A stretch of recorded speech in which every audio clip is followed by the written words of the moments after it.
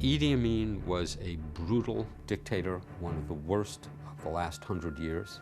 Idi Amin Dada was born in Koboko, Uganda, and joined the British colonial army in 1946. As part of the King's African Rifles, he served as an assistant cook who proved himself to be an ambitious soldier. While he was part of the British colonial army, he started to develop a very bad reputation as somebody who would torture people during interrogations. People who were supposed to be arrested would suddenly end up dead.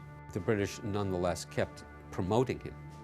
As a close associate of Prime Minister and President Milton Obote, Amin rose to the rank of Major General and led an attack on the King of Buganda in 1966. There were stories that the Buganda were arming themselves to oppose the government of Prime Minister Obote. Reluctantly, Obote decided that those Buganda that were arming themselves should be disarmed, and he sent Amin to do that. But when Amin got there, he used excessive force that resulted in hundreds of people dead, property destroyed, and the king fled into exile.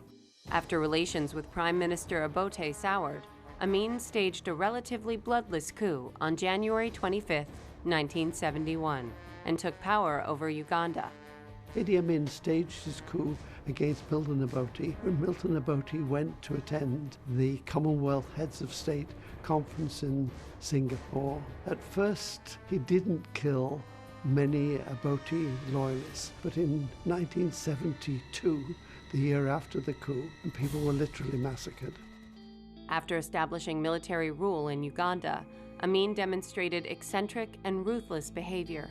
Idi Amin tried to give himself these sophisticated titles, His Excellency, President for Life, Dr. Al-Haji Idi Amin, King of all the beasts on the earth and the fishes in the sea, and liberator from the British Empire of all of Africa and Uganda in particular. And that's not just a sentence, that was his title.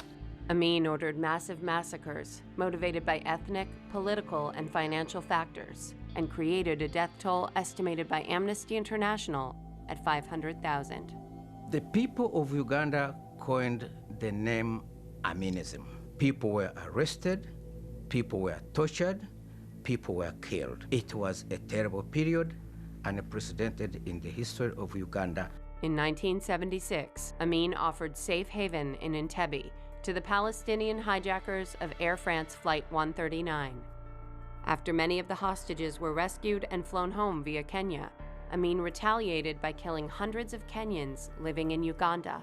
Idi Amin's reaction to the Entebbe raid was to become even more vicious. He killed Dora Bloch, who was one of the passengers on the plane. He then killed many of the supporters, or presumed supporters, of Milton Obote. Amin invaded Tanzania in 1978, but the Tanzanian army overthrew his government, forcing him to flee to Libya. After accepting asylum and living freely in Saudi Arabia, Idi Amin died of kidney failure on August 16, 2003. Mark Twain is now thought of as America's first celebrity because he was so good at capturing the public imagination, and it became important to him to have a public image.